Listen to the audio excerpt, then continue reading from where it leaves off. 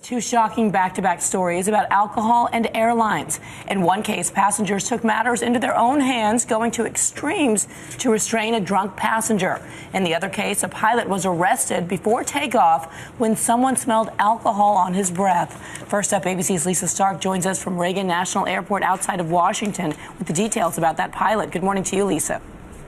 Good morning, Bianna. Well, it was just in the nick of time. This pilot was set to fly a plane load of passengers from Minneapolis to New York. Luckily, because of some very alert officials, that never happened. The pilot had already passed through security at the Minneapolis airport and was waiting for an elevator when a TSA agent and other officers happened by and smelled what they thought was alcohol.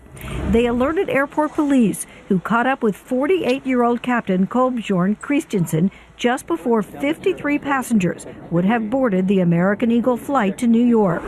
Police say Christensen failed a preliminary alcohol breath test. He was arrested. Neighbors of the pilot were shocked at the news. Seemed to be very quiet, but seemed like a regular family guy. It's not known what the test showed, but the legal limit for pilots is .04, half the limit for drivers, and equaling roughly 2 drinks for an average-size man. The airline industry basically takes the stance that there's zero tolerance in showing up with liquor in the bloodstream. We are in a dive. One of Hollywood's current hit movies, Flight, focuses on a drunk pilot who pulls off a miraculous crash landing, but he doesn't stay a hero for long. This toxicology report states that you were drunk. Pilots can lose their license and get jail time, up to 15 years in extreme cases.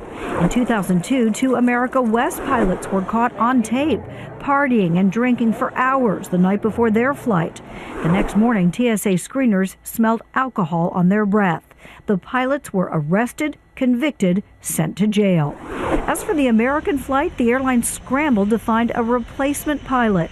Passengers finally arrived in New York more than 2 hours late, shocked to learn then what had really happened. I'm feeling very unsafe.